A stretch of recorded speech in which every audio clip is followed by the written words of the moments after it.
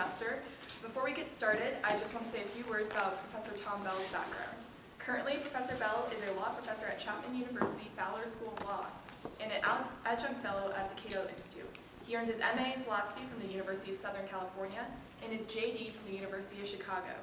Previously, Professor Bell has been a member of the University Chicago Law Review, and he has served as an articles editor and co-founder of the University of Chicago Legal Roundtable.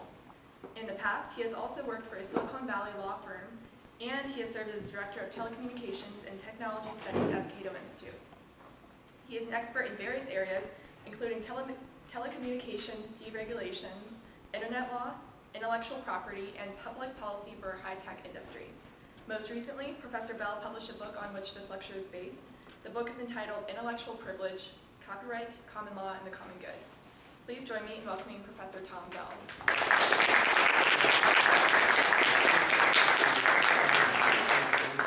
you, Savannah. Thank you all. I have one copy of the book. I was traveling light, so if you're interested in the conclusion of my talk, buy a copy. I have a copy, and I'll even give you the educational discount. So I want to talk to you today about my recent book, Intellectual Privilege, and we're going to answer some questions. Here are some of the questions I want to pose, and we'll try to find answers to these in our talk. First of all, why did I call it intellectual privilege instead of intellectual property? That's what a lot of people call copyright, a form of intellectual property. I'm not sure that's right, and I'll tell you why. What has happened to it? I'm going to give you a historical overview of copyright. I think, given that it's Hillsdale, bless your hearts, you care about what the founders thought. And I'm going to go back and tell you how very differently the founders regarded copyright. We have lost our way, friends. I'm going to try to take us back. Doesn't copyright serve an important purpose, though? Yes, it does. I'm not anti-copyright. It is there for good reason. Founders did put it in the Constitution. I'll say good things about it. How can the common law help? That's the really kind of different thing that my book does. A little complicated. I'll help you through that. And what will copyright's future bring? So let's start out, first of all, with, before I get to this actually, let me just say a little bit about what copyright is, because I don't want to presume too much. I'll just say a few quick words about what I mean by copyright. What does copyright include?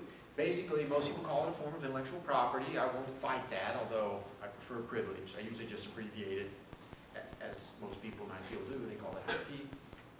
And what kind of IP is copyright? It's not patent, not trademark, not trade secret. How is it different? Basically, copyright protects fixed expressions of authorship.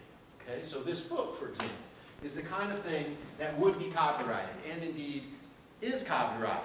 The copyright in this book is actually kind of a special case. I'll tell you more about that later. It's under the founder's copyright.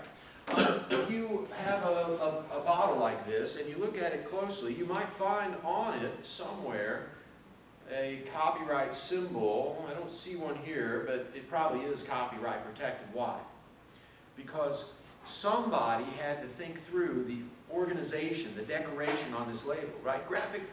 It's a graphic arts problem. Somebody went to a graphic artist and said, we need an attractive, informative label for our bottle.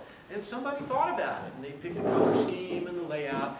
And that is not great art, but it is authorship, because someone made a choice about how to arrange the label. So that's what copyright covers. Other things covered by copyright would be sculptures, paintings, musical compositions, musical recordings, architecture, computer programs. The list goes on and on.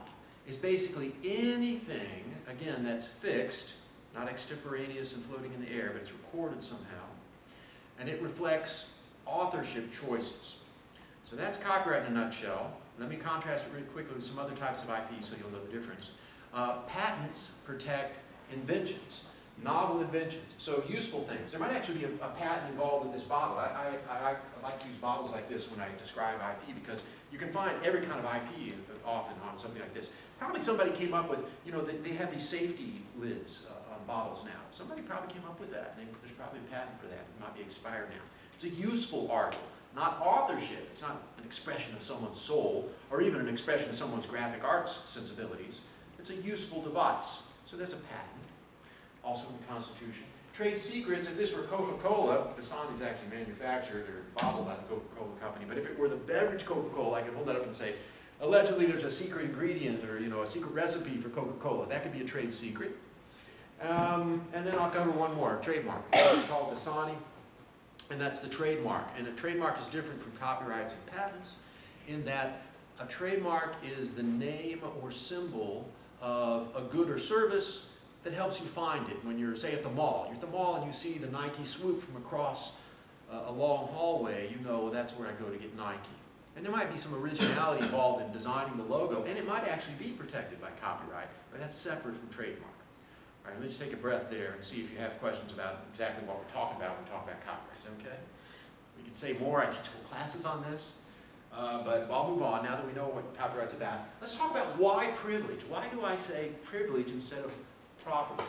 And this is because I like property so much. I like property so much that I don't like to see that good word misapplied. I think if we overextend property and we apply it where it really doesn't fit very well, we end up making it less useful, less powerful. People take it less seriously. So, the Nolan chart. Have you heard about the Nolan chart? So it's a commonly used graphical device. Usually on the Nolan chart, you see this left-right spectrum. And on a Nolan chart, over here instead of I have freedom from copyright. I'll explain my version of this in a second, but it's obviously inspired by the Nolan chart. On the Nolan chart, this would be civil liberties, like whether or not you can look at pornography, or whether or not you enjoy freedom of speech. And the leftists have a great deal of respect for things like freedom of speech. So that's why they're over here. Over here on the Nolan chart is economic liberty. And you can see the leftists are pretty low on that, but they're high on these civil liberties. And of course the right wing over here, they like economic liberties, you get your property rights, freedom of commerce, but they don't like things like gambling, prostitution, pornography. So they're kind of low on that. And there's your traditional left-right spectrum. Libertarians or classical liberals up here, they like both civil liberties and they like economic liberties. In fact, classical liberals, libertarians tend to, and I agree with them on this, you really can't separate out civil liberties and economic liberties. That's the mistake so many other political stripes make. Because if you don't, if you don't have economic liberty, how are you going to have the paper and printing press to print, your subversive publication? You won't. I don't have to tell you guys that problem. And of course, down here we have the bad sort of totalitarian types who don't like any kind of freedom. All right, that's the Nolan chart. What I've done is, I like that Nolan chart. It explains a lot. And so I adapted it for copyright. This is not, by the way, I'll tell you, my friends, this is not, my views on copyright are not shared by all friends of liberty. One of the things I love about copyright and intellectual property generally is I can have great discussions, even arguments with my friends, fellow travelers, my fellow friends of liberty. There's a lot of people who call themselves libertarians and conservatives and classical liberals who disagree with me on copyright. But many agree with me, but it's something we debate. It's cool, it's great, I like it, it's a big tent. This is my version. There are other versions, you might want to bang heads with me about that in the question section. Let me tell you my take on this. My take is, the left is really good on understanding that copyright is in fact an infringement on liberty. Now it might be a good idea, but it does infringe your liberty. With copyright, I cannot go out on a street corner and take my guitar and sing somebody else's song. They can come and arrest me for that. Certainly get monetary damages. It restricts my liberty. It tells me what I can do with my own throat, with my own brain, my own guitar, my own hands. Likewise, I have a printing press, and I want to make copies of, say, Stephen King's latest novel. My printing press, my paper, my ink, but it's his copyright. So he can stop me from using my printing press in the way I would otherwise. Now again, it doesn't mean it's a bad idea, but let's just be upfront about how copyright restricts people's freedom. It tells them what they can say in public, what they can do with their property. And people on the left appreciate that about copyright. They say, oh, we don't like that it restricts freedom of speech. That's their primary concern. I'm also concerned about other restrictions. All right, so that's what the left gets. The right really likes rights to property, but they don't, I think, sufficiently appreciate that copyright is not really a type of property the way that we should care about property. And so I think the a-libertarian, I won't say the, a-libertarian view on copyright is to say we should respect freedom from copyright, we should understand it does restrict freedom of expression, and we should also uphold property rights. We should be good pluses here on both sides. And so what does this mean policy-wise? It means a couple things. One, let's distinguish copyright from other types of property, or we might even say from property. I'll say more about that later. And let's try to reduce the impact that copyright has, insofar as we can, on our other liberties. And I'll give you one more analogy and I'll move on from this. When I keep saying, copyright does these things that we should question, but that doesn't mean it's a bad idea, I like to make an analogy with taxes. If you think we should have a federal government, some of my libertarian friends don't agree about that, but if you think we can have a constitutional republic, a limited government that will on net do good, you still got taxation. Do you like taxation? You kind of put up with it for the greater good. Is it an infringement on your liberty? Oh, it sure is. But you can make a pretty plausible argument that on net, if we run the government right, if it actually is constitutional, I'm not going to make any claims about our current form of government, but in theory it could be constitutional. If you had a constitutional republic that really followed the rules in the Constitution, you could very plausibly say we're better with that than without. Would it infringe your liberty? Yes. When you pay your taxes, you kind of go, I got to put up with this. And I view copyright the same way. If it's done right, we might say at the end of the day, thumbs up. We're better off with it. But let's not pretend it doesn't impinge on our liberty, just like taxes do. But it's a price we're willing to pay, perhaps. Pause there. Questions about that? I'll say a little bit more later about this distinction between what I keep saying is property and why I don't think copyright's property. I'll talk about that when we get to common law, so we'll return to that later. Let's talk about how copyright has changed. How the founders had a view of copyright, which I think was very different from the view that we have. And by the way, I said something about the copyright in this book, and I'll share that with you now. This is under the founders' copyright. If you look at this book, and very early on, the copyright notice explains all this. And I so admire the founders that I decided I would put this book under the kind of copyright that they created in 1790. 1790. Anybody notice anything about that date? That's immediately after they ratified the Constitution. So the same people, and they were mostly the same people, who wrote and ratified the Constitution, one of the first things they did, they put in the Constitution that we can have protections for authors for limited time. Some of the first things they did, first Congress, 1790, is they passed the first Copyright Act, the Act of 1790.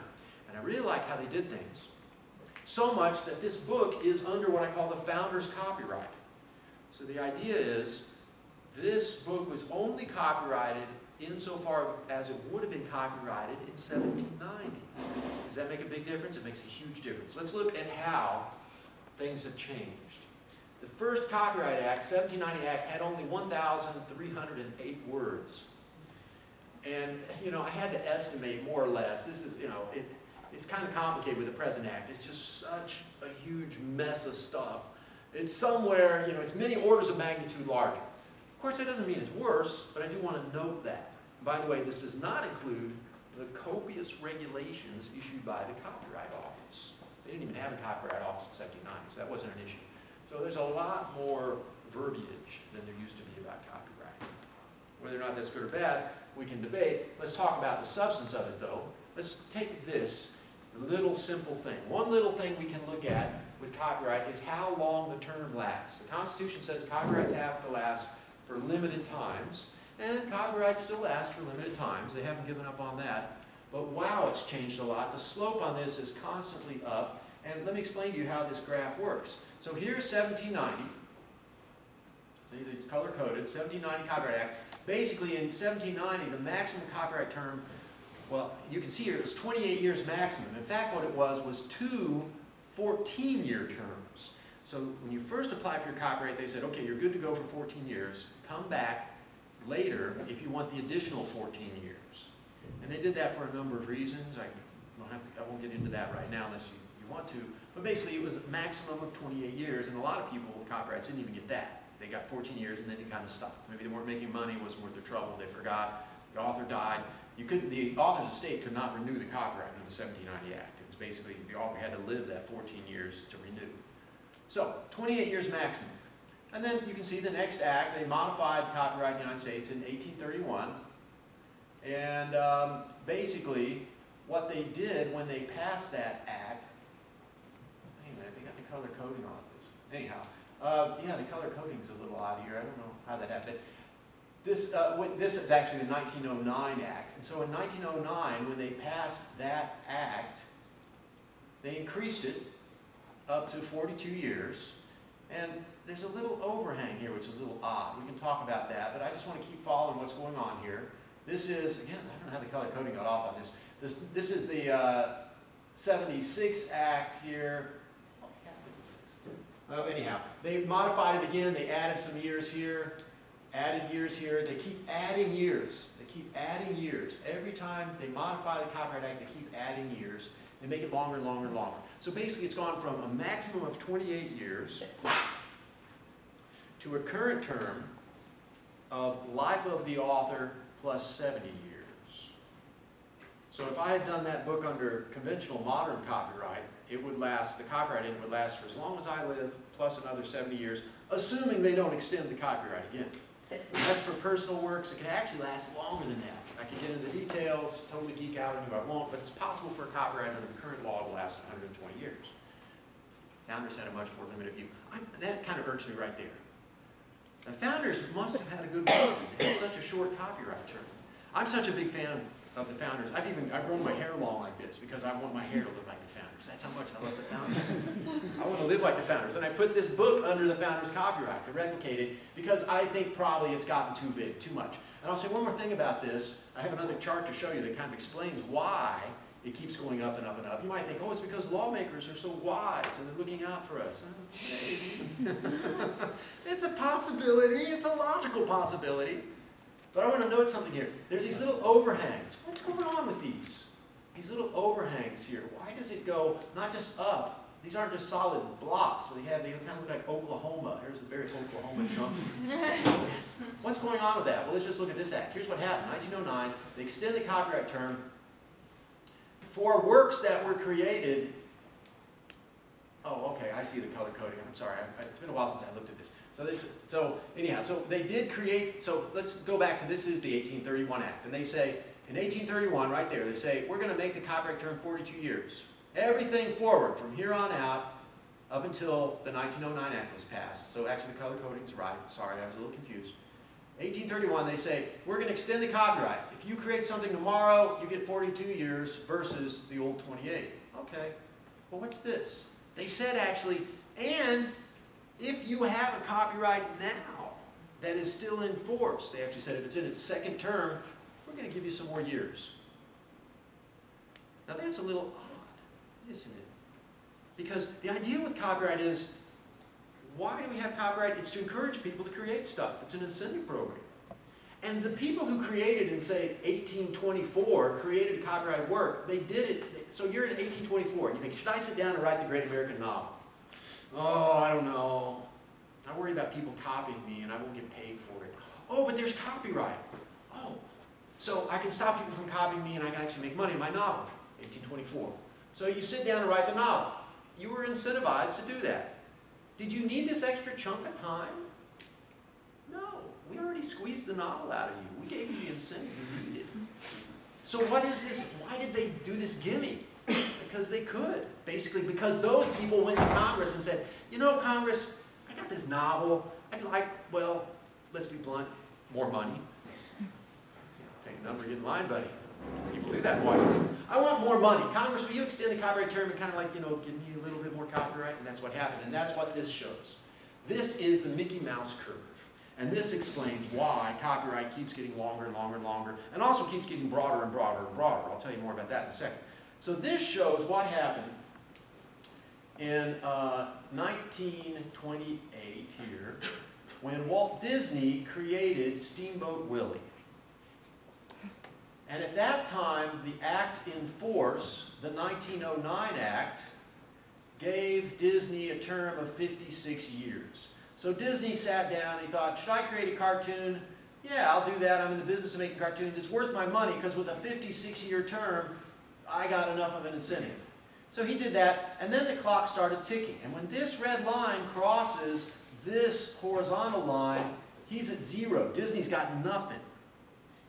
So he creates Steamboat Willie, and it starts running down, running down, running down. And what happens here? Well, we don't know exactly what happened. But I bet you something like this happened. Someone from Disney Corporation goes to Congress and says, Congress, we're getting a little nervous here. Steamboat Willie's about ready to fall in the public domain. The copyright's about ready to run out. we could talk about that. Not here. A really nice restaurant. Oh, yeah, I'll cover. Come on, let's go talk about copyright. And what happens? Congress says, we're going to goose it a little. So that's what happened. They added, Congress, remember they've got this overhang here. Congress, in the 1976 Act, said not just, we're going to give everybody from here on out more copyright, we're also going to reward people who already created stuff. We're going to give them some extra copyright too. Why? Well, maybe because they took them to a nice dinner. So, and that's happened several times. Disney says, uh-oh, we're running out of, oh, thanks, Congress, you're so, oh, Congress, we're getting a little, oh, thanks. Haven't they copyrighted other things too? What's that? Haven't they copyrighted other things? Oh, yes. Steamboat Willie was basically the first thing. So, you know, you could draw lots of lines for lots of different businesses. This is still the very first thing that they copyrighted? Steamboat Willie was basically, it wasn't the absolutely first work, but it's the first time that Disney introduced the Mickey Mouse character. Okay. There's actually more to the story than that. Like I said, you could totally get me to geek out on this. I'll just say really quickly, there's a story you can tell which I think is utterly convincing that in fact Steamboat Willie is not copyright protected. I won't get into that now, but Disney treats it as copyright protected and everybody else sees it. And so this Mickey Mouse curve shows what? You guys know the term for this? What's this effect called? Public what? Public choice. Public choice theory. Public choice theory tells us that when people enter politics, they don't become angels. They still respond to incentives. And so if you go to a lawmaker and you say, lawmaker, I'll make it very much worth your while to give you more copyright, at some margin they respond to that incentive and they give you more copyright. And it's true lawmakers take oaths, and it's true they do care about the public good, but Disney's right there in their face telling them how important it is for them to get more copyright, and how many jobs will be lost if Steamboat Willie falls in the public domain. And the people who are affected by this continually goosing of copyright, they don't appear before lawmakers. So anyhow, anybody want to predict? Do I have to tell you what I predict is going to happen before this happens? Well, we'll see. Somewhere around like 2022, under the current program, Steamboat Willie is going to fall in the public domain. Unless what? Unless we see this again. Public choice theory would predict something like that's going to happen. All right, I'll just take a breath here. I heard you had a question. I want to make sure you all, if you have questions, I can answer them. Huh? Is there a reason that it seems to be bumping up by 14-year terms every time it bumps up? There's a historical reason for that. It's actually not always 14 years, but it was in the early years. It goes back to medieval times, actually, because 14 was tied to the standard term of indentured servitude for people who were serving in guilds. And so for a long time, it was just kind of a standard term for certain kinds of privileges, statutory privileges. And so that's how they built it in here, and then every time after, it's a nice round number. It wasn't science, I'll tell you that. It was basically in the law, people recycle stuff a lot. They like to stick with stuff, you know, and 14 sounds like a good number. Why not? And actually right now, it's not, you know, this is estimated on life of the author plus 70 years, which is what it is now. With the Sonny Bono Copyright Extension Act, they made it life of the author plus 70. Before it was life of the author plus 50. And so I assume an author 35 years old lives to 70. I took an average here. But actually it's not now for most works of individual authors a set term. It depends on how long the author lives. That's another thing that changed. Other questions about this? Okay. So let's go on and talk about how the founder's copyright differs from the present copyright. First of all, the term, we already talked about that. Life of the author plus 70 years now, 2 14-year terms maximum under the old system. Oh, this is the formatting on this is a little goofed up. I'll help you out with it. Basically, under the founder's copyright, this happened somehow when I translated to a PC, I don't know. Basically, they said, you can only infringe in 3 ways. To the founders, only 3 things you could do wrong. Making a copy of the work, publicly distributing the work without permission, or publicly, that's, God, this is not helpful. No, that's all. That's just copying or public distribution. Now, you're forbidden from copying, public distribution, and also publicly displaying the work, publicly performing the work, or preparing derivative works. So let's use my book as an example. All I can stop you from doing with this book is making an exact copy of it or publicly distributing it without my permission if you haven't bought a copy. So if you were to make copies and then sell those copies, I could get you from making the copies and selling the copies. If you buy the books from me and you put that copy on sale, that's okay. Public distribution does not cover resale. And so that's all I can do with this current book. If I did not put this under the founder's copyright, I could prevent you from doing a translation of the book. You wanted to do a German version. I've given up that right. You want to do a German version of this? Please do. I'd be happy with that. You want to publicly display this work? That's fine. You want to put it in like a store window like this, public display? I'm okay with that. The copyright would give me the power, current copyright, to stop you. You want to publicly perform it? How would you do that? You would just open it and start reading it in public. So that's one way that copyright has changed. The rights have gotten bigger and bigger and bigger. What about the things that copyright covers? The founders said, this is what we care about, maps, books, or charts. That's all. Is it because the founders didn't care about the arts? No. They didn't know about the arts? No. They were very cultured. They knew about paintings and sculpture and music. They appreciated those things. But they didn't see fit to protect them under copyright. And I have a theory about that. It's because the founders were building a country. And they cared about the nuts and the bolts of their new world. And the arts are beautiful and wonderful, but the founders said, okay, we're going to invoke the majesty of the federal government. This is coercive power we're rolling out here. And we want to be very parsimonious with that, because we, the founders, we care about individual liberty. So we're not going to use this awesome power to protect music as much as we love music. Because music is just one of life's finer things. It's not the kind of thing that saves lives and builds nations. This is what we care about. If we're going to roll out the power of the federal government, we're going to restrict it to stuff that's really important. Maps, they didn't even put, this is the order they listed it in, maps, books, and charts. They didn't even put books first and maps first, because they needed maps. They needed charts of their estuaries and bays. And actually, if you go back and you look at the books in the founders' libraries, most of them were useful books. Things like texts about agriculture, they were useful books and theology, which they probably also viewed as something very important for building the country. So it's things like how to grow corn, or how to plane a piece of wood, or maybe how to conjugate Latin. The novel, as we understand the novel today, was only invented about at the same time the founders created copyright. And nowadays, of course, most books are things like the kind of silvery paperbacks that you buy at the airport about fictional accounts of spies or lovers or whatever. The founders, when they thought books, that was not kind of on their minds. Today, what does copyright cover? Really, I should ask, what does copyright not cover today? Look at all this stuff. We got songs, sculptures, dances, architectural works, computer programs, of course, maps, books, and charts. Any work of authorship fixed in a tangible medium, protected today. Founders did it differently, arguably better. Oh, this is kind of a mess. I'm sorry about this. I didn't review this before we put it up. What did the founders say we could do to you, the remedies? If we caught you infringing, what can we do to you? The founders said you get statutory and actual damages. Their statutory damages, I've done the inflation calculations, were 50 cents per infringing copy. 50 cents. So if we catch you infringing, the founders catch you. If I catch somebody infringing my book, my statutory damages, not actual damages, statutory damages, are limited to 50 cents per infringing copy. Inflation-adjusted terms. Okay? Also, destruction of infringing copies, and you can bar imports. All right, what do you get today? Statutory damages or actual damages? Statutory damages today, you ready for this? Up to $150,000 per infringed work. Many, many orders of magnitude difference. What else do we have? Some of the same stuff, destruction of infringing copies, bars on imports. Also, destruction of infringing devices now. So you can destroy printing presses if they're used in the wrong way. Costs and attorney's fees, fines, imprisonment.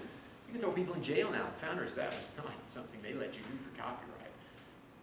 So all this stuff shows, and I'm afraid not a super organized way, how today's copyright is so different from the founders' view of copyright. And I think that's in part for public choice reasons, and also because philosophically, people are now more likely to view copyright as a property right. I think that's a mistake. I think this is an example where philosophy matters. People say, oh, who cares about philosophy? Philosophy matters because it, at the end of the day, can affect the laws. And if you view copyright like a property right, you have to ask things like, why don't we throw people in jail for infringing? We throw people in jail if they trespass, right? and it's all property, right? That's where that notion leads you. The founders, I don't think, this is some proof of the fact that they did not view copyright like a natural right, like a property right. Because why? If you view copyright like a natural right, this is a few popular among some conservatives and libertarians. You think it's a natural right. This is, and some people I really respect. Ayn Rand had that view. Lysander Spooner had that view. Herbert Spencer had that view. Those are not people to sneer at. Super smart people cared about liberty. So I'm going to confess, I don't agree. You know, some giants in the field. But if you had that view of copyright, why would you restrict it to maps, books, or charts? You wouldn't. You would include all the stuff we include today. Founders didn't. They knew about music. They knew about sculpture. They didn't see fit to protect it. Because why? Because they didn't view it as property, if you ask me. They said this is industrial policy. It's not a natural right. It's certainly not a common law right. We're going to do just a little bit of stuff, the bare minimum we have to squeeze out of people the really important stuff that has to be done. Because it's a property right. It's a privilege. Take a breath here. Questions about any of that? Yes. Do you view audiobooks of, if someone were to make an audiobook of your book, could they call it a public performance of your book? Well, it wouldn't be a public performance under current law unless they actually did the recording sort of live in front of an audience outside the normal circle of family and friends. It would probably be more like a public distribution. But I hope I'm not geeking out on you. But basically, I don't think that would be a public performance unless they were like doing a live reading, or maybe if they broadcast the audiobook, you know, on the radio waves. But again, you know, you want to do that with my book, please. You don't even have to ask my permission. Actually, I actually don't have, I think I gave them, no, sorry, I'm not getting, I have the copyright, but I don't have the royalties. I don't get any royalties from this book. You might wonder why. I like money as much as anybody else. But, well, first of all, because, you know, they pay me at school to do this kind of stuff. And secondly, you know, when you write a book about copyright, where you're a little bit skeptical about copyright, kind of, it's silly, but one of the first things you hear is, oh, well, then I guess I, you know, copy your book. Yeah, that's a great argument, guy. Thanks for really true. So I kind of just deal with that by saying, look, I don't make any money from this, okay? And that at least gets rid of the kind of stupid arguments I face. All right. Doesn't copyright serve an important purpose? You've heard me say some kind of rough things about copyright. I don't want you to walk away thinking I'm anti-copyright. I mean, I did put copyright on my book. I'm not anti-copyright. It's just I don't think we should treat it like property right, and I think it's gone too far today. Does copyright serve an important purpose? Yes. Let's talk about that. So I was told, I was asked beforehand about Praxis, and you guys are the political economy group on campus. I was told, okay, I can do some economics here. So let me ask you about this. This is about as simple a graph of economics as you can get, right? It's like one line. I did not even do the supply line. And let's just talk about what's going on. So this is AR for average revenue equals D, okay? So I'm asking one of you to volunteer. I'm going to take an example and tell me what's going on here, and why AR equals D. So can anybody help me with that? Well, let's say we're talking about oranges here. What's the story you want to tell about this part of the line? Anybody are going to volunteer? Yeah, I'd like you to volunteer. What do you think about that? It's a telling sign. All right, so they're just willing, that's a higher price, and they're willing to buy very few of them because it's at a higher price. And when you go further down the line, as the price gets lower, they're willing to buy more of them, and it's average revenue equals demand. All right, so you guys all got that? So right here, you're charging a lot for your oranges. You're not going to get as much demand. At this price, people are going to ask for a lot. They're very cheap, right? We okay with that? Good. And then one more question. Why does AR equal D here? What is that? You said that. I think I didn't hear it all. Demand. Average revenue equals demand. Yeah. So why is it equal? What is it? So demand is... Oh, it's like what you would be willing to give, like pay. Yeah. What if people say, I really like oranges. I would pay $1 million for an orange right now. And then you ask them, and you whip out an orange, I'll take $1 million, and they say, oh, I'm not going to pay you $1 million. What does it say about their demand, really? Do they really demand an orange? No. It's revealed preference, right? You want to know how much somebody demands something, see what they pay for it. Talk is cheap. All right, so we all got that. Let's just complicate this. Or is there a question? Did I hear a question about that? Is that right? What was AR again? This is average revenue. Oh, duh. Okay. So basically, this is how much money on average you're going to make from selling your oranges, and it equals the demand. We're going to look at how much money you make, and we're going to say that shows demand.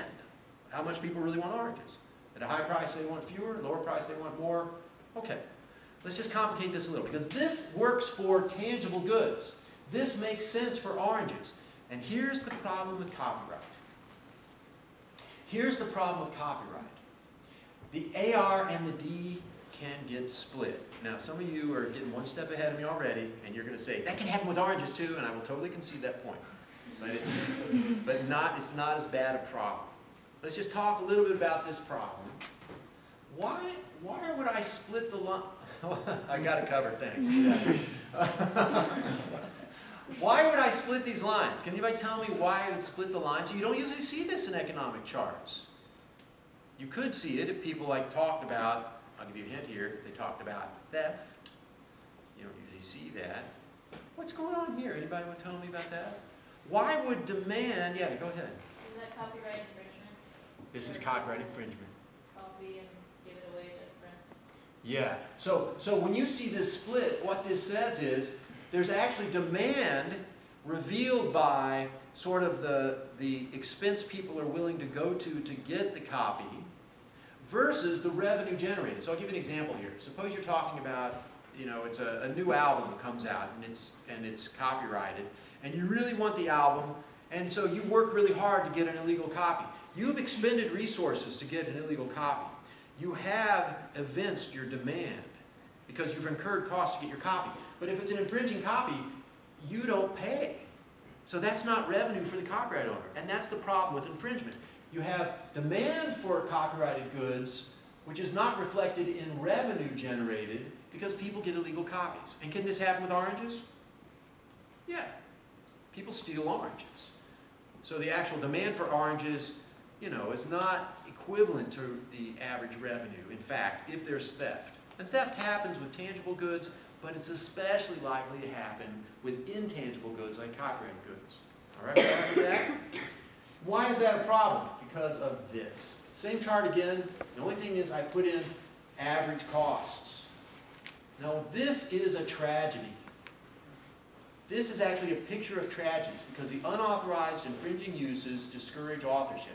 Let me ask again. You guys know your economics. So here's our average revenue curve. There's your revenue curve. You'll notice it is lower than the average cost curve. If this is the sort of picture you're looking at for your latest novel, are you going to write that novel? You're not. Because you can't cover your average costs. It's a losing enterprise for you. You're never going to write that novel. If you see this going into the game, you're going to walk away from it because you're going to end up losing money. You set aside 2 years of your life, opportunity costs. You could be working at Starbucks or working at a law firm, whatever, to write the great American novel. And then, you do the math and you go, I'm not going to recoup my costs. Forget it. So the novel doesn't get written, and that's not a tragedy if it's a really bad novel. But this is going to be a good novel. It was going to be a good novel because why? Look, there was demand for it. There's our D curve. People wanted you to write that novel. There's enough demand out there to support the average costs, but because of infringement, so many people infringing, you don't get the money. And if you don't get the money, you don't write the novel. So a novel that people really want to have is not being created. And we are all poor because of that. I'll give you another example using oranges. Suppose the world for oranges. We're living in a world where theft is rampant. There's a lot of stealing going on. Again, people could be starving, saying, I really want oranges and bread and coffee and all these things I can consume. But people who produce those things might say, I'm not going to bother, because every time I grow oranges, people steal them. And I don't make enough money. But I really want oranges. Well, then stop the stealing, because I'm going to sit this game out until I can make sure I recoup my average cost. All right, do we see the picture? That doesn't happen so much with oranges, because they're easy to police. It does happen. We worry. We should worry. It could happen with copyright, because it's very hard to police infringement. Let's take a breath there. Do your views on that, is that the same, do you think, for digital copyright with music and movies? What do you mean, do I think it's the same? Do I think this is a picture of what could happen here? Yeah, do you think that the illegal downloading and stuff of music and movies also creates that? It could, and I worry about that. Actually, I don't worry about music much anymore. In fact, the two places where I really worry about this kind of picture happening is not so much music. Why is that? Well, I'll talk a little bit more about this later, but basically it's become so cheap to create and distribute music that people will do it basically for free. In fact, anybody got a birthday here today? Birthday? I got a birthday song I want to share with you. I've actually written a birthday song. I'll show it to you later. And I've distributed it to the world. It's in my book. I'll show you the sheet music for it in a second. And why did I do that? Because I'm like, I just do it for the love of it. I actually wrote the birthday song for Dee, my wife. People will do that now. Now, that was, think back to Elvis Presley. Elvis Presley, he had, music in his soul. He wanted to share it with the world. Could Elvis Presley have shared his music with the world on his own for fun, as a hobby? No way. It's very expensive back in his day to go to a recording studio. It was like high-tech stuff. And then to distribute his music all over the world, whoa, that was a big deal. They actually had to ship atoms. LPs, pieces of vinyl, they had to ship them to people. Can you imagine? Very expensive. So even if Elvis Presley said, I want to create music, it's in my soul, it's what I live for, he couldn't have done it on his own. Now, any chump with a guitar, and yes, you can look at me when I say that. In fact, I noticed you guys got an open mic downtown tonight, and I almost thought, I'm going to go ask if anybody has a guitar, because I don't know what these guys got planned for me, these Praxis people. We could go down to the theater, do an open mic, I got some songs I can play, I love doing that stuff. Totally a hand. And I do it for free. And I can share my music with the world. In fact, you go to my homepage, tomwbell.com. You'll see there's a click for music. I got some of my stuff there. Why? I'm kind of a fool. It's for the love of music. But I can do that. Elvis Presley couldn't do that. People like me are much better musicians than me. That's the important part. Can make their music really cheaply using GarageBand on an Apple. They get it on the internet like that. It reaches the whole world instantly. So I don't worry about this with music. I don't even worry about this with a lot of writing anymore. Say reporting. You want good reporting? Sure, it's pretty easy to get now for free. It's blogs, free publications, available on street corners. I worry about this picture happening. I still do worry about, I'm not saying get rid of copyright, for two things. Big budget films, think about any one of like Marvel comic type films. Are they going to make that? I heard, for example, Gravity, this film Gravity, that cost more than the recent Indian Mars flight. The Indians, sent a satellite up around Mars, and it cost less money than the film Gravity cost to make. And so I do worry that we would not have big budget films. You might say, big whoop, we can do without those. We would not have big budget films without copyright because of this problem. And also, the other thing I worry about is big software packages. Microsoft Windows, Halo, costs a lot of money to make good software. And I think, and you can debate about Halo, but I do think we want things like Microsoft Office. And if Microsoft faced this problem and they wouldn't create Microsoft Office without copyright, I think we'd be a lot worse off. But for a lot of things, music, paintings, pictures, you want pictures? Go online, bam, just like that. Thousands of pictures. It's not really much of a problem anymore. Yay, technology. Questions, other questions about this? Okay, fun. So how can the common law help? All right, so let me just tell you a little bit about the common law in case you don't, probably you guys got this, but basically the common law is based in custom. It's the way people act in the street, on their farms, in the village. That's how the common law gets started. That's, in theory at least, what the common law is based in. It's how people act in the real world. And what happens is courts recognize that. So this is kind of a picture of how, first you've got people in the street, and they say, hey, when I run a shop and I produce my bread and I put it in my window, that's my stuff. And if you take my bread, I get to stop you. We don't need a court to tell us that, okay? We all recognize that. Just like we don't need a court to tell us murder is wrong. People don't wake up in the morning going, I feel like murdering today. Oh, that darn law, I guess I won't. People just don't wake up thinking I'm going to kill. That's just not what civilized people do. So there's things that people just do because they've been civilized that the common law recognizes. The courts say, you're accused of stealing bread, let's go find out. We have a jury that's going to tell us. This is how it used to work anyhow. Jury, is it wrong to steal things in your community? Duh, of course. It's the way all civilized people are. So the court recognizes that, and that's where we get common law decisions. Commentators like me, eggheads, read these court decisions and they kind of sum up the law. They read, oh, this case said stealing bread is wrong. This case said stealing horses is wrong. This case said stealing plows is wrong. And from that I surmise, says the commentator, that stealing tangible property is a wrong thing in the common law. And then, the commentators say this, and then the courts read that, gives them kind of a shorthand. Back and forth. It weaves this rich tapestry of influences. Notice that it comes from the bottom up. That's one of the charms of the common law. It's based in reality the way people actually live. This is opposed to statutory law. statutory law comes out of Washington or Sacramento or Ann Arbor, Lansing, Michigan, and it comes from the top down. And it said, it's the leaders, politicians saying, we command you to do this from the top down versus the common law from the bottom up. And you guys probably know all about spontaneous orders. The common law is a spontaneous order. Makes it very different from statutory law. And I think the common law is a wonderful thing which we should really protect. And the common law respects rights to tangible property. The common law does not recognize copyright. Copyright is a purely statutory creation. It was created by the founders first of the Constitution, and then lawmakers in 1790 and through subsequent acts codified it. Doesn't mean it's wrong, but it does mean it's very different from the common law. And one of the charms of the common law is it protects just three things. It's very simple, few simple rules. And really at root, what the common law does is it protects the three P's. This is the mnemonic device for you to remember. If you wonder what does the common law do? It protects persons, that's tort law, property, not intellectual property, however, not copyright anyhow, not patents, persons, property, and promises, that's contract law. Persons, property, and promises. Those are the three things that the common law really cares about, and that is not what copyright's about. Now, I'm going to flip through this quickly because I'm going to run out of time here. In my book, you'll see there's a couple of little statutory things.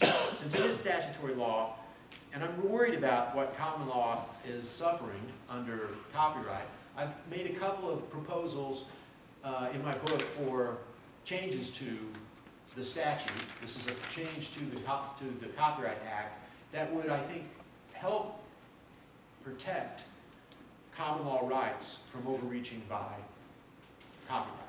So basically what this says, I won't read it to you here, I'll just say, basically this says, if you want to rely on your common law rights, you can do that. Copyright will not get in the way.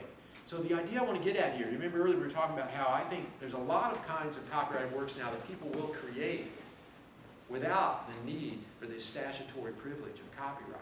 How are they going to do that? Well, sometimes they'll do it out of the goodness of their hearts because they're goofballs like me, but sometimes they'll just have business models, such as those based in contract law or those based in technological protections of their works, that give them enough incentive to create expressive work. So I'll tell you how it works with musicians. A lot of musicians now, basically like U2, they just released their album. It's copyrighted, but they're not using copyright to make money. U2 makes their money from touring, like a lot of bands. When you tour, you don't really need copyright to make money. Why? Because you, the band, the people in the band who are singing and playing their guitars, they have rights in themselves. They get to decide, common law rights, where they're going to go play. You can't like grab U2 and say, you're going to play for me. I'm going to drag you off and put you on a stage and you got to play. I mean, that's false imprisonment and assault and battery and all kinds of bad things. And so really, they don't rely on copyright anymore to make their money. They release their music, it's freely available, listen to it all you want, because they hope you'll come watch their show when they come to town. And you'll buy the t-shirts they sell, you'll buy the tickets, all that stuff. They make their money on common law rights, not copyright. And it's enough for them to create music. I don't know if it's good music, I haven't listened to it, but it's enough to get them going. They don't need copyright, really. And this just says, let's set up the world so that if you use common law rights, that will be okay. You can put your work in the public domain, and you can still put it under lock and key, and that's fine. You can still enforce it with your common law rights. I can say more about this, but I won't right now. And I'm going to spare you this right now because I see it's got a lot of verbiage, and there's a few more things I want to say. I will say about this, though, that I'm actually I'm exchanging email right now. I sent the last email to this guy. He works in the House of Representatives for a representative there. He's a staffer. And they're trying to do something with basically first sale rights. And so hopefully something like this, if these guys listen to me, will be part of our law. I can tell you more about that later. Let's talk about the future of copyright quickly, and then I'll see what other questions you have. This I'm going to return to something we talked about earlier. Block-headed office. So here again, this is a picture where someone like Elvis Presley, let's take Elvis Presley, he loves music, he wants to share his music with the world, and he's willing to subsidize his music. Elvis Presley's willing to set aside whatever other job he has to work on his music. He's even willing to maybe work and then take his money and put it into making an LP because he loves music so much. Here's the average subsidy he's willing to put into his music to share his work with the world. He's not going to, in this picture, Elvis Presley is not going to share his music with the world. Even though he's willing to subsidize his music, it's not enough to cover his average cost. It still costs too much. Elvis says, oh, I'd be willing to pay you for, to have my stuff recorded, but it's too expensive. You can't afford it, you won't do it. That's sad, but that's not the world we live in anymore. Here's the world we live in now, and this is a wonderful thing. Technology and generosity can save us from a lot of the market failure that allegedly justifies copyright. I think this is increasingly true with music. Because why? Because the average costs of creating music have dropped. Now, instead of going to the studio and incurring huge costs, doing a whole setup, you buy GarageBand. I've done this myself at home. It's not that hard, people, and I can do it. It's not a great recording, but it's probably about as good as Elvis Presley could have made back in his day. I mean, it's not as good as you can get now in Hollywood, at a really top-notch studio. But Elvis Presley today would be psyched with GarageBand. Super cheap for him to make recordings. And the marginal costs of sharing your work with the world. These are the costs of like distributing your work with the world. Oh, they're super low. They're almost zero. You put it on YouTube, you're done. It doesn't cost you anything except your internet connection and your time and effort. Very different from Elvis Presley's world. And in this world, with these dropping costs, look at that. The subsidy line, you can set it up so the subsidy line actually crosses your new average cost line. Elvis Presley is going to create music basically, I won't say for free, because he's bearing the costs, but it won't cost you and me anything. Elvis Presley and other people who love their music will do that. And people who love their pictures, and people who love their blog posts. They will do this, and they are doing it for free. And they're relying solely on their common law rights, basically. They're saying, I own my laptop, I own my internet connection, I'll do it for that and the love of music or the love of blogging or whatever. That's the world we increasingly live on. I will concede this will not get us big budget films, and it won't get us huge software packages, but this will get us a lot of stuff, more and more stuff all the time. So I think in the future, copyright's going to become less and less important. Now, I'm not going to say that this is going to be, necessarily what the world looks like. It's just an example. This is the song I wrote, and you'll notice I put a line through it. This is in public domain. I did it to honor someone I love. Because it turns out, Happy Birthday, did you know that song is under copyright? Yeah, they make lots of money. Crazy. It's being litigated right now. Because some people say, and I'm convinced about this, just like Steamboat Willie, in fact, it's not copyrighted, for reasons I could get into. It has to do with the formalities of the 1909 Act. But still, Chappell Warner claims a copyright in Happy Birthday. They make $2 million a year on licensing fees. And it's basically a fraud. It's a fraud, and it's being challenged in court right now, and I bet you Chappell Warner's going to lose. But they haven't lost yet. And so that kind of bugged me. I thought, oh, you're celebrating the birthday of someone you love. It's like the day when you celebrate. We're glad you're alive, and somebody's going to slap a copyright on that and shut down your party? That's no good. So I came up with this alternative song, and you guys want to sing it with me? Come on, I'll teach you how to sing it. Totally copyright protected. Nobody has a birthday here? All right. I'm going to teach you this tune really quickly. I'll do it myself because I'm such a total ham. Here's how it goes. It goes like this. Just remember this, and you ever forget, you can come back and actually, I think I have a recording of this on my webpage. So it goes like this. We celebrate your birthday, and you clap. Next verse, exactly the same. We wish you life, love, and play. We celebrate your birthday. Do you see a pattern? It's very easy to remember. To you, dear, whatever we say. Hooray! And then you clap. So I did that for free, just because I love music and I love the person I was celebrating, and put it on the internet. I'm maybe not, you're hoping the future's going to be better than that, and it will be, people. Just one little sample of what copyright doesn't have to do now. We don't need copyright to do this anymore. And I'd be happy to get rid of Happy Birthday with that. So I'll stop with that. Here's some answers to recap, and then I'll take your questions. Why privilege instead of property? Because I think it fits better, and it protects the word property for where it really matters. For property rights that exist in common law, I want people to take those property rights really seriously. So I don't want to overuse that word. Copyright has suffered this path to public choice tragedy. We saw it's changed. The founders had a very limited view of copyright. Due to lobbying, copyright has gotten totally bloated, out of control. People are being thrown in jail for ridiculous reasons. I can tell you stories where people end up paying hundreds of thousands of dollars in fines just because they make a simple mistake. Outrageous. Free people should not suffer those kinds of dignities. Copyright does something important, but it overdoes a lot these days. So there's, at root of copyright, there's a good reason for it, but like a lot of things, you can have a good reason for something, but if you overdo it, it's no good. With the common law, you can achieve some of these same goals increasingly because generosity and technology suggest we're going to need less and less copyright in coming years, and we should all celebrate that. That's good. The founders wanted a limited government. They only created copyright because they felt like they really had to for a few important things. If they're around today, they'd be super psyched by this, because you should be able to look at copyright and say, oh, we can have less federal government. We need less federal power than we used to. That's a great thing. That's not the trend. It should be the trend, and that's where I'd like to take us. And with that, I'll say thank you and invite your questions.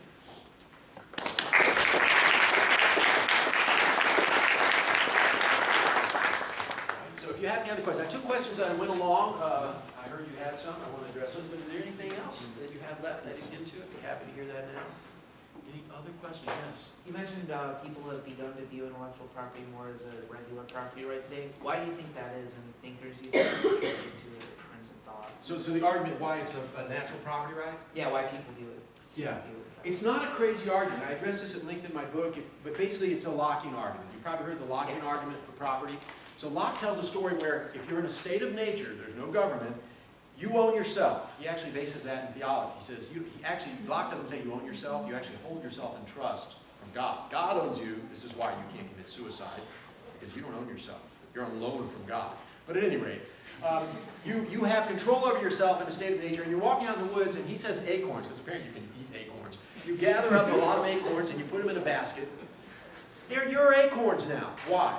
Because you own yourself, you own your labor, you control yourself, so you control your labor, and you mix your labor with that unowned property, and now they're your acorns. And so the analogy with copyright is, you own yourself, you own your labor, so when you sit down with your guitar and you play a song, it's like you're walking through the woods, and you create a song no one's heard before, like a happy birthday song. It's like you're walking through the woods and you find acorns, you put them in your basket, you come up with a song, you play it, you write it down, you've mixed your labor with that song. So just like you own the acorns, you own the song. Not a crazy argument. I don't think it works at the end of the day. My very short critique, I go on at some length in the book, because it's a good argument. You got to treat it with respect. And like I say, this convinced Rand, Lysander Spooner, Herbert Spencer, heroes to me, really. So, I don't want to go after them lightly. But basically, it doesn't work for a number of reasons. One is, I like to use the common law as a gauge of what really works, what people are willing to do without a lot of state power, and common law doesn't recognize copyright. And secondly, I just don't think it really works very well, because for a couple reasons. One, you can find acorns that are unowned, but when you come up with a song, you're borrowing from other people, like it or not. You're gonna be taking melodies, chord progressions, things like that other people have used. There's nothing really new in the arts anymore, which is okay, but it's just not like finding acorns in nature. And here's one more thing. I said it's like you're wandering through a state of nature, but there's no noumenal realm of ideas. It's an abstract idea, but you can't really wander through this noumenal realm of unknown ideas and appropriate things, because no such thing exists. It's a theoretical construct. But anyhow, you want to know the argument? There it is. If you have libertarian and conservative friends who give you that argument for copyright, I say, don't dismiss them. Don't tell them it's stupid. It's a good argument. You need to address that. And they might even convince you. I have very close friends who say, Tom, you haven't convinced me. I'm still a Lockean on this. And I just say, oh, okay. I don't agree, but, I'll give it a fair shake. Other question? Yes. Oh, that's my hand. Other question? Yes. Do you have similar critiques towards current U.S. patent law? It's exactly the same critique, basically, in abstract, because it's in the Constitution, it's not in the common law. The founders had a very limited form of patent. Patent has not exploded like copyright for interesting kind of public choice reasons. It's gotten a little bigger, but not huge. But basically, it's just a privilege. It may be a good idea or not. It's got to be done on a cost-benefit analysis. Whereas with property rights, I say, no, we don't do cost-benefit there. This is my property. Stand back. We don't have somebody with, an accountant with a pencil figuring out whether it's good public policy. That's not how we do property rights. I own it. Step back. Copyright and patents, we need to have, somebody sit and think it through, some policymakers. I have a patent myself, by the way, so I'm not anti-patent. It's just, I don't think it's proper. Perhaps this is more suitable for discussion afterwards, but I'm not particularly a big fan of common law for a multitude of reasons. So I'm curious to know why you rely so heavily on the common law and what you think the justification for it is over some other theories of legal origination. Well, that's interesting. You're not alone in that. I know some fellow friends of liberty who are skeptics of common law. Well, maybe it's because I've taught all three common law courses, property, torts, and contracts, and you can't help but end up, just like with copyright, I have got a soft spot for it. It's like part of my life. But basically, the argument in abstract for the common law is it comes from the bottom up, and it's based in the actual practices that people use in the real world that they have found work for them. They say, in our town, it works. People live together in peace and prosperity when we respect property rights. And that I trust more as a mechanism for determining what we should do than people in Washington or Lansing or Sacramento deciding what I should or shouldn't do. That's from the top down. It's subject to public choice pressure. The common law comes from the bottom up. I think that more organic, spontaneous process is good rules. Isn't there a third option though? You know, I would agree with you if those were the only two options. You know, if it's basically, okay, the ruling elite makes the decisions or the grassroots level makes the decisions. But why is it necessarily the people make the decisions? You know, isn't there a, you know, I prefer to call it the correspondence theory. That's just alliteration, the command theory, the common law theory, correspondence theory. Basically natural law, in that the argument that human law is only valid is only really law when it corresponds to the law of nature. Well, I distinguish between laws of nature and natural rights. I do believe in natural rights. I don't think natural law is a viable theory. Basically, the problem is somebody has to determine what the natural law is. And you need institutions. You can't separate these analyses from institutions. And we can point to the institutions that recognize the common law. It's what people do in villages and towns, and courts recognize that through their decisions, and their processes are supposed to involve input from the community. And we know how public choice theory tells us how top-down legislation, the institutions that generate that. That's one of the criticisms of statutory law. I haven't heard a convincing account of the institutions that will help us find natural law. In fact, I don't think there are, because I've heard many different accounts of natural law. Usually they're theologically based. People say, or maybe Aristotelian is based in, you know, humans have a certain nature, or they should, and so they should have to live this way. I've never seen that. You can tell me about it later if you want, but I haven't heard anyone give that kind of account where there's an institution attached to that that's going to give us, I think, reliable results. Instead, it's people usually sitting in their study, thinking it through, and then saying, okay, I figured out the whole world for everybody, and this is not a very convincing way to solve really hard problems. Like, how do we live together in peace and prosperity? I don't trust a guy who thinks he's got a good heart and he's super smart and got a lot of books to kind of write the law for everybody. This is a lot of bad examples of how that turns out. But I'm glad you bring up the third way. That's good reasoning. Don't let anybody ever tell you, there's this way or that way, you got to choose. If there's a third or fourth or fifth way, consider those, please. Indeed, that's the whole impetus behind my book. I have people on the left saying, oh, copyright is just another kind of property, and we don't give a toot about property. It's whatever lawmakers, it's democratic. Whatever lawmakers decide, the people tell the lawmakers to do, that's property rights. That's a terrible way to do things. And then my friends on the right saying, copyright, we love property, and copyright's a type of property. Those are the two views. That's why I wrote this book. I said, there's a third way. I call it the third hand. On the one hand, the other hand, there's a third hand. That's what I try to present in this book. All right, we out of time to stop Yeah, there? we're out of time. Thank you. Professor Bell. Thank you all.